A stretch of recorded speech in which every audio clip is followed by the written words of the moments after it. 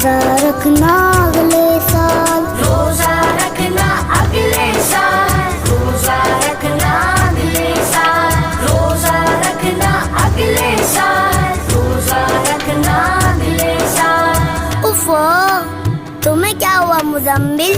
तुम क्यों उदास बैठे हो?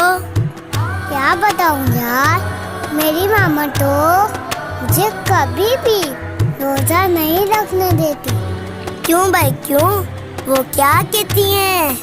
मेरी मामा कहती हैं जिन्हें बड़ा और तुम छोटे, मान भी जाओ ना मेरे बेटे।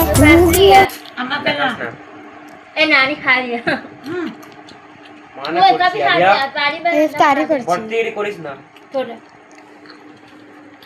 আবু এমন দেখাস না বলে দিলাম